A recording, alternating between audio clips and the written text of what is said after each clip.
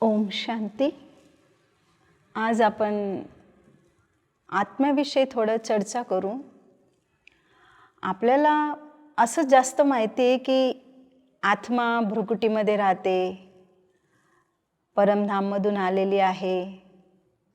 पण आत्माचं विश्लेषण जसे आपल्याला परमात्मा सांगतात, आत्मा, मन, बुद्धी, संस्कार हे इंद्रिय आहेत तिचे, आत्म्याचे. आणि ते घेऊन आणि शरीर घेऊन आत्मा कार्य करत असते.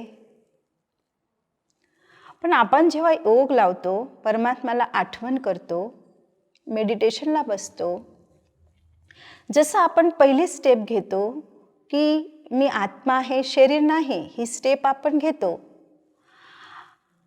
परमात्मा म्हणतात योग लावण्याच्या वेळेस कर्मेंद्रियाच्या पलीकडे जा, कर्मेंद्रियाचा आधार नका घ्या. जेव्हा तुम्ही इंद्रियांच्या परे जाल तेव्हा तुम्हाला अतींद्रिय सुख भेटणार. जोपर्यंत इंद्रियांच्या अधीन आहेत तोपर्यंत तुम्हाला अतींद्रिय सुखची प्राप्ती होऊही नाही शकत, पॉसिबलच नाही. मग आपण स्थूल इंद्रियांचे कंट्रोल करू शकतो. जसं शरीरापेक्षा आपण अशरीरी आत्मा होऊ शकतो, शरीरापेक्षा वेगळे. स्थूल कर्मेंद्रिया याच्यावर आपला कंट्रोल ठेवू शकतो. पण सूक्ष्म कर्मेंद्रिय जे आहेत, मन, बुद्धी, संस्कार, याच्या भी पलीकडे होऊन आपल्याला परमात्म्याची आठवण कशी करायची आहे. हे पण इंद्रिय आहेत ना आत्म्याचे. सूक्ष्म इंद्रिया मन, बुद्धि, संस्कार और स्थूल इंद्रिया ये शरीर के. तो सूक्ष्म इंद्रियों से परे जाना है. दोनों इंद्रिया आ गई ना, तभी हम अतीन्द्रिय सुख पाएंगे जब इंद्रियों से परे जाएंगे. सूक्ष्म इंद्रिया और स्थूल इंद्रिया दोनों से हमें परे जाना बहुत बहुत ज़रूरी है. कई लोग करते हैं, मेडिटेशन भी करते, परमात्मा को याद करते, लेकिन वो सुख का अनुभव, वो आनंद खुशी का अनुभव नहीं हो पा रहा है. कारण क्या है, त्याच्यातलं कारण काय आहे हे आपल्याला समजत नाही आहे. तर आज मी थोडं ते स्पष्ट करणार आहे. जसं आत्मा आहे, आपण शरीरापेक्षा वेगळं होतो, तसं मनापेक्षा बी आपण वेगळं व्हायला पाहिजे. तेव्हा आपण मेडिटेशन स्टार्ट करायला पाहिजे. मी सायलेन्स आत्मा आहे, माझं स्वधर्म सायलेन्स आहे. माझ्या आत्म्यातली शांती कोणी वेगळी करू शकत नाही. जसं पाणी आहे, बर्फ आहे, त्याच्यापासून त्याची थंडाई त्याला वेगळं कोणीच करू शकत नाही. अग्नीपासून गरमाईश वेगळी कोणीच करू शकत नाही, ती त्याचं स्वरूप आहे. तसं आत्म्याचं स्वरूप हे शांती आहे. आत्म्याची शांती कधी त्याच्यापेक्षा वेगळी होऊच शकणार नाही. मग अशांत कोण होतं? हे मन. मन कधी शांत होतं, कधी अशांत होतं. पण मी स्वतःला मन समजून आज अशांत झाली तर मी असं म्हणते मी अशांत झाली, शांत झाली तर मी असं म्हणते मी शांत झाली. पण नाही, माझं तर एकच नेचर आहे, मी एकरस आहे शांती. हे मन वेगळे वेगळे काम करतं. कधी शांत होतं, कधी अशांत होतं, कधी चिडचिड होतं. तिचं ते मूड चेंज होत राहतात, कारण त्याचं नेचर आहे चेंज.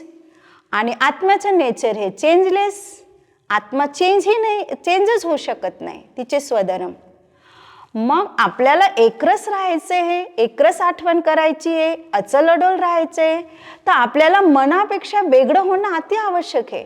आपण जोपर्यंत मनाहून अलग होत नाही तोपर्यंत आपली एकरस और निरंतर एकाग्रता ह्या सगळ्या गोष्टी याच्यात समवल्या आहेत. त्यासाठी ही गोष्ट खूप महत्त्वाची समजण्याची. आपण शरीरहून वेगळं आत्मा तो समजतोय, पण मनाहून वेगळं. मन पण मी नाही आहे. आणि आत्मा हा अविनाशी आहे ना. शरीराद्वारा आपण पार्ट बजावतो आणि मनाद्वारा आपली स्क्रिप्ट जी फिक्स आहे ते पण आपण प्ले करतो. आत्मा जेव्हा येते तेव्हा त्याला सोबत मन आणि शरीर हे दोघं घेऊन पार्ट बजवायचे असतात.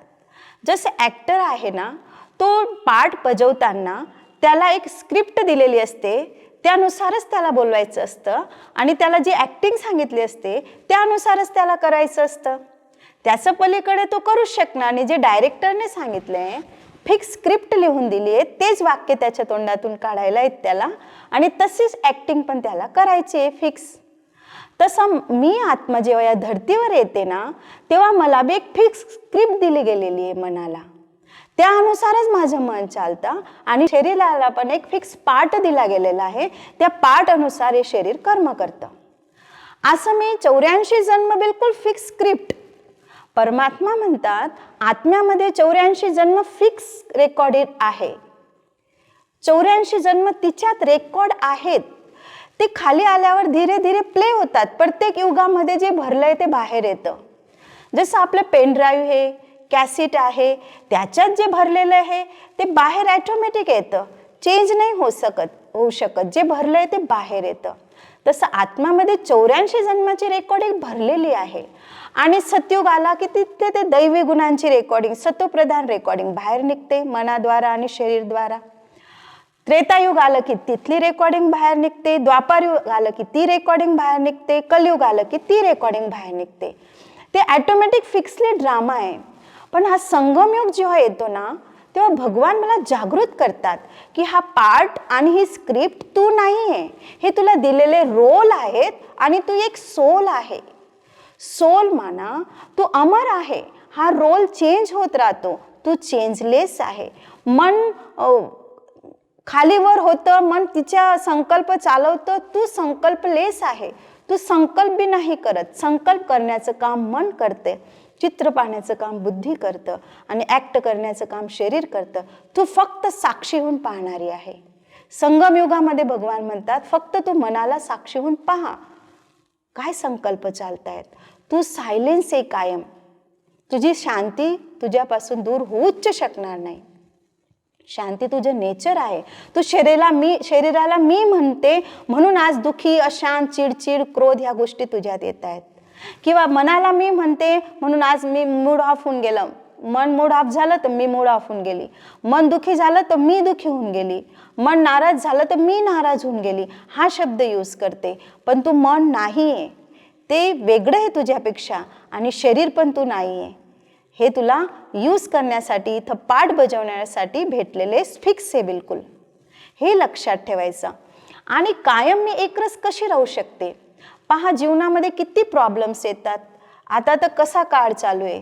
सगळीकडे टेन्शन, तणाव, शारीरिक प्रॉब्लेम, आर्थिक प्रॉब्लेम, सामाजिक प्रॉब्लेम, पारिवारिक प्रॉब्लेम, मानसिक प्रॉब्लेम, किती प्रॉब्लेम वाढत आहेत जगामध्ये. मग आता ह्या दुःखांमध्ये मी कसं काय सुख स्वरूप बनून राहू. कसं काय मी माझ्या आनंद आणि शांती स्वरूप राहू. खूप सुंदर भगवानने आम्हाला एक टेक्निक शिकवली आहे परमात्म्याने. सुंदरशी टेक्निक. ज्यांनी ही शिकून घेतली त्याच्या जीवनामध्ये कितीही मोठी गोष्ट आली, कितीही विघ्न आले, कितीही प्रॉब्लेम आले तर त्याला फेस करणं बिलकुल इझी जाणार आहे. कोणतीच गोष्ट त्याला कठीण वाटणार नाही, मुश्किल वाटणार नाही, मेहनत वाटणार नाही. इतकं इझी त्याला हँडल करता येईल. तर ती विधी भगवान आम्हाला इतके स्पष्ट रीतीने समजवतो आहे आणि आजच्या काळामध्ये ती खूप गरजेची विधी आहे. ती मेन विधी आहे सत्याला जाणणे की तू आत्मा आहे. तुझं नेचर शांती, सुख, आनंद, खुशी आहे. तुझं स्वरूप ये आहे. याच्यामध्ये तू स्थित राहा. जेव्हा तू स्वतःच्या स्थितीमध्ये स्थित राहणार तर परिस्थिती ऑटोमॅटिक चेंज होणार. म्हणा त्याचा प्रभाव तुझ्यावर येणार नाही. काही पण ड्रामात फिक्स असेल तुझ्यावर त्याचा असर नाही होणार. गोष्ट येणार आणि गोष्ट जाणार, मात्र तू विचलित होणार नाही. अचल राहणार. साक्षी होऊन पाहू शकणार. तुझ्यामध्ये हिंमत राहणार. खूप काही गोष्टी याच्यात आहे. फक्त आपल्याला वेगळं मन, शरीर आणि आत्मा हे तिघी गोष्ट जसं त्रिकालदर्शी म्हणतो ना, तिघांचं व्यवस्थित. जसं आत्मा मूल वतनाची, सूक्ष्म वतन म्हणजे मन आणि स्थूल वतन म्हणजे शरीर, असं पण आपण त्याचं समजू शकतो. मी आत्मा सायलेन्स आहे ना, तर मूल वतन म्हणजे काय असतं. सायलेन्स असतं. सूक्ष्म वतन माना मी संकल्पांचं म्हणजे मन आणि स्थूल माना शरीर. ते त्रिकालदर्शी बी आपण म्हणू शकतो. त्रिनेत्री बी. या तीन गोष्टींवर मला फक्त लक्ष द्यायचं आहे. दुसरं काहीच नाही. जसे मी डिटॅच होते, वेगळी होते, पाहू शकते मनाला आणि शरीराला, संकल्प एक एक पाहू शकते वेगळी होऊन, तर मी खूप काही गोष्टी इझी करू शकते. त्याच्यात ते एवढे फायदे आहेत. तुम्ही ट्राय करून पहा मनापेक्षा वेगळं होण्याची. तसं परमात्मा म्हणतात मन जिते जगत जित. मनामध्येच सगळं जगत भरलेलं आहे. 84 जन्माची स्क्रिप्ट मनामध्येच भरलेली आहे. म्हणून भगवान म्हणतात मन जीत जगत जीत, मन का मालिक बनो. अब मालिक केव्हा बनणार मी, किंवा मनावर विजय केव्हा प्राप्त करणार. आपण विजय कोणाशी प्राप्त करतो, जे दोन आहेत तेव्हा तर विजय प्राप्त करेल ना. आत्मा आणि मन एक आहे तर कसं काय विजय प्राप्त होणार. तर पहिले मनाला वेगळं करा. आहे ते आत्म्याचे शक्ती मन, पण पहिले तिला वेगळं करा, तेव्हा तुम्ही तिच्यावर विजय प्राप्त करू शकाल. पण आपण काही वेळेस काय करतो, योगला बसलो, परमात्म्याची आठवण करायला बसलो, तो मनाला काहीतरी गीत पाहिजे, मनाला काहीतरी कॉमेंट्री पाहिजे. मनाला आपण खुश करण्यासारखं मेडिटेशन करतो, पण आत्मरिअलायझेशन त्याच्यात होत नाही. मन खुश होतं, फिर मग गीत संपलं, कॉमेंट्री संपली की परत तीच अवस्था आपली होऊन जाते. परत तीच ती अवस्था आपली. बाहेर गेले, ऍक्टिंग कर्मामध्ये आले की आपल्याला आत्मस्वरूपचं भान राहत नाही, कारण आपण मेडिटेशन मनाला करवलं. मी नाही मेडिटेशनला बसली होती. तर यात परमात्म्याची योग म्हणजेच काय, मी वेगळी स्पष्ट, मनाचा आधार नको, शरीराचा आधार नको, निराधार म्हणतात बाबा त्याला. पहिली स्टेप निराधार बना तुम्ही. बाहेर निघा, फिक्स स्क्रिप्ट आणि फिक्स ड्रामा याच्या पलीकडे तुम्ही जा आणि टोटल सायलेन्सचा अभ्यास करा. तेव्हा तुम्हाला एकाग्रता आणि एकांतवासी जे बाबा सांगतात परमात्मा, त्याचा अनुभव खूप सुंदर रीती होणार आहे. तर माझी एकच रिक्वेस्ट आहे की तुम्ही हा अभ्यास एकदम सुंदर रीतीने करून पहा आणि त्याचा रिझल्ट जरूर निघेल, मला गॅरंटी आहे, कारण मी स्वतः त्याचा अनुभव करते. आता संकल्प पण दिसतात मला, कारण मी वेगळी आहे ना आत्मा, तर मला प्रत्येक संकल्प दिसतो, त्याची स्पीड काय आहे, नेगेटिव्ह आहेत का पॉझिटिव्ह आहेत, सगळं दिसतं वेगळं होऊन. मग मी स्वतःला डिस्टर्ब होत नाही कधी, मग कारण मी त्याच्यात फसत नाही. मन आणि ड्रामा शरीराच्या याच्यात मी फसत नाही, कारण मी वेगळी होऊन पाहू शकते त्यांना साक्षी होऊन. तर हा अभ्यास खूप मदत करतो. शरीर बसले तेव्हा पण मेडिटेशन चालू आहे आणि कोणाशी बातचीत करताय, काही हाताने आपण कर्म करतोय, आता आपण बोलतोय, तरी पण मी आत्म्याच्या स्थितीमध्ये कनेक्ट राहून शरीर बोलते. अभ्यास खूप छान झाला. आत्मा पाहते, शरीर त्याचं पार्ट बजावतोय, जो फिक्स आहे, रोल फिक्स आहे ड्रामाचा, तेच शब्द या तोंडातून निघणार आहेत. मी फक्त साक्षी होऊन पाहते. तसं दिवसभर आता शरीर काहीतरी काम करते, घरात काही बाहेर गेलीये, गाडीमध्ये बसला आहे शरीर, मी बाबाशी कनेक्ट होऊन ते पाहू शकते. मनाची स्पीड, संकल्प काय आहे ते पाहू शकते. इतकं सुंदर मेडिटेशन होतं. म्हणतात ना परमात्मा, चालता बोलता बटता उठता जी जी करता तुम्ही, त्यावेळेस प्रत्येक वेळेस योग आहे. योग म्हणजे शरीर बसेल तेव्हाच मी परमात्म्याजवळ आहे असं नाही आहे. तुम्ही दिवसभर त्याच्याशी कंबाईंड स्वरूपमध्ये जुळलेले राहू शकतात.